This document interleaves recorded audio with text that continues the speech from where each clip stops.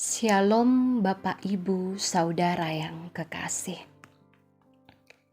Bersyukur untuk penyertaan Tuhan dalam sepanjang kehidupan kita, terkhususkan untuk hari ini, sekiranya bahwa kita boleh berada dalam keadaan yang sehat, kita boleh kembali berjumpa dalam renungan harian Minggu 3 Juli 2022. Mari berdoa. Sungguh luar biasa Engkau menyertai kehidupan kami. Nafas yang baru, kesehatan dan kekuatan yang boleh Engkau anugerahkan kepada kami semua.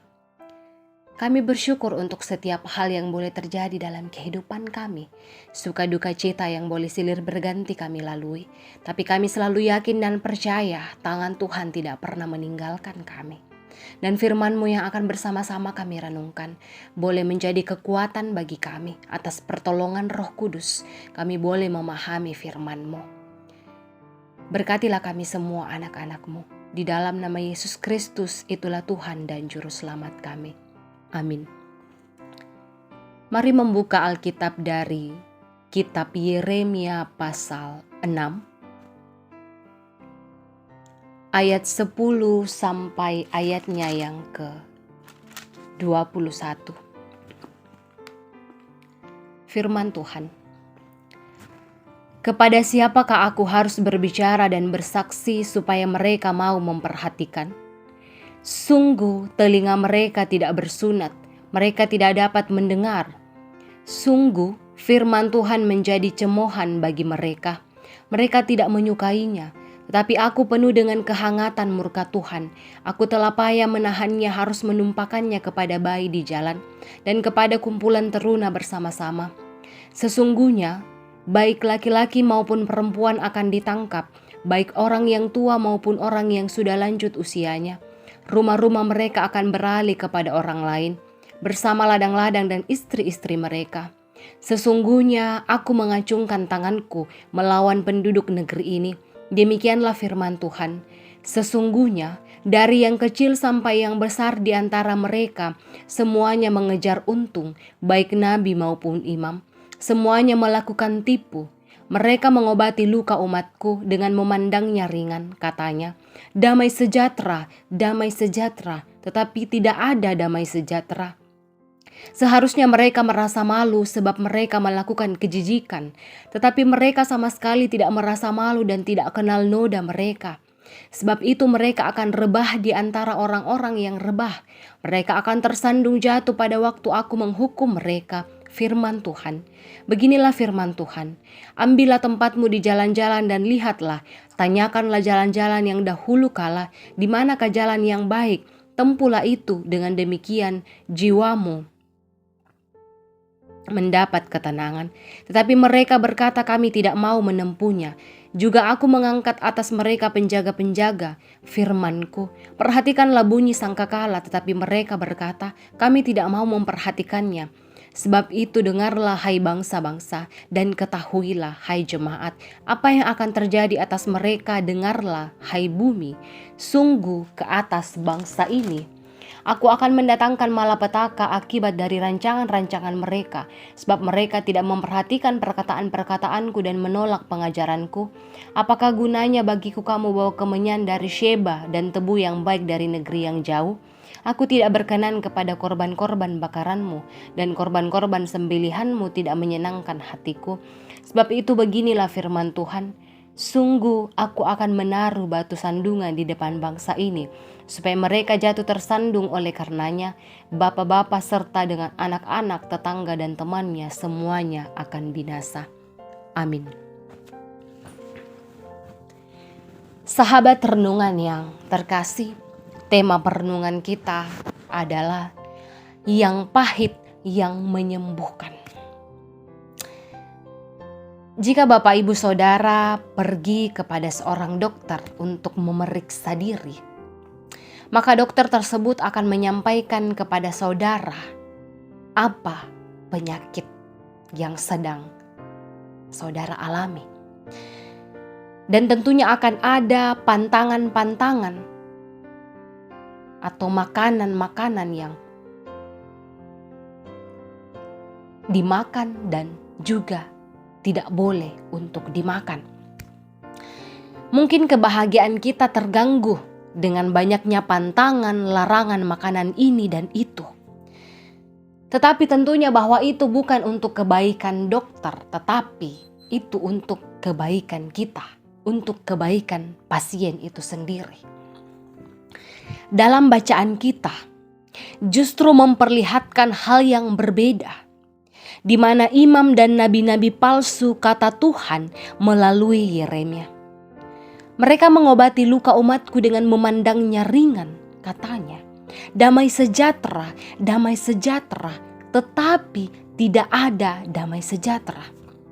Mereka seperti tabib yang tidak mau menyampaikan kebenaran tentang penderitaan yang akan dialami oleh pasien jika mereka taat pada hal-hal yang telah dilarang.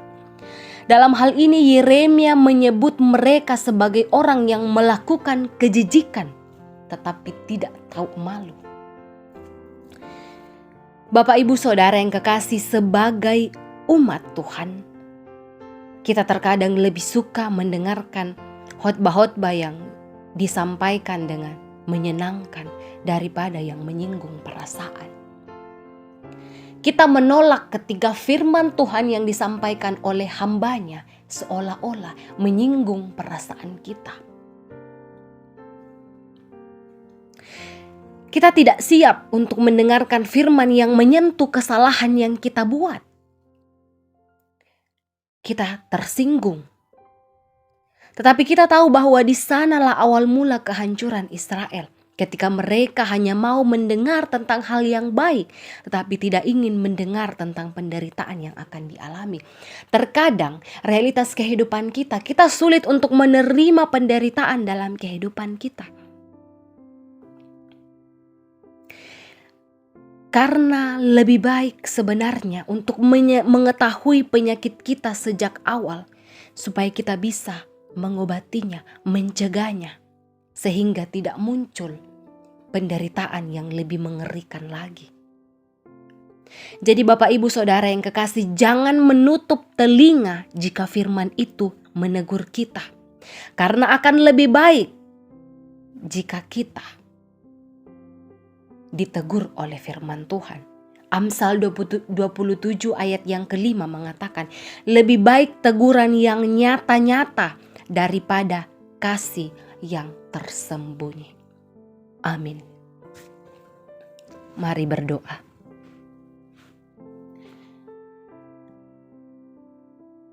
Allah Bapa dalam kerajaan sorga, terkadang kami tidak menyadari akan keberadaan kehidupan kami.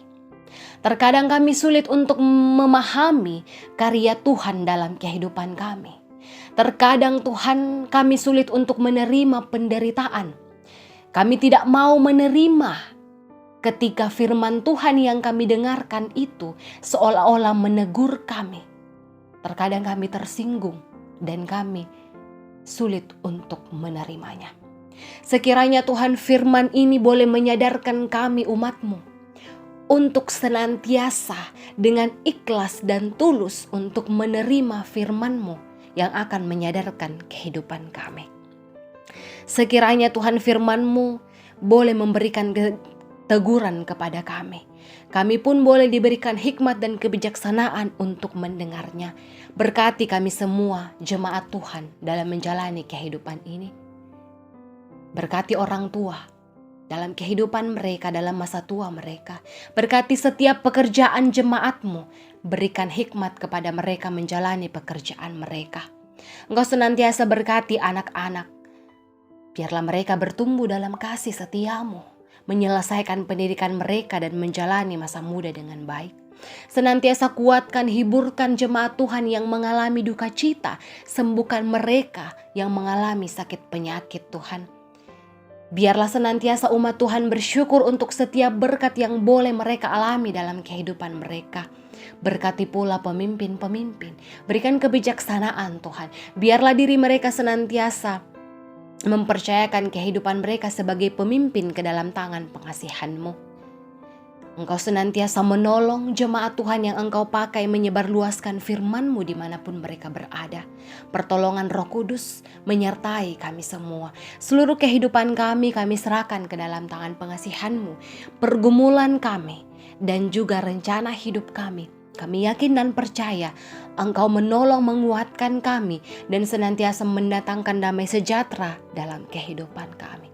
Ampunkan segala dosa dan kesalahan kami Tuhan.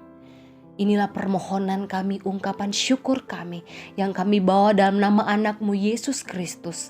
Itulah Tuhan dan Juru Selamat kami. Amin. Marilah kembali dalam kehidupan kita Bapak Ibu Saudara yang kekasih dengan merenungkan firman ini. Kuasa Roh Kudus yang akan menolong kita. Mari kembali untuk melanjutkan aktivitas kita. Tuhan yang akan senantiasa menyertai kita semua.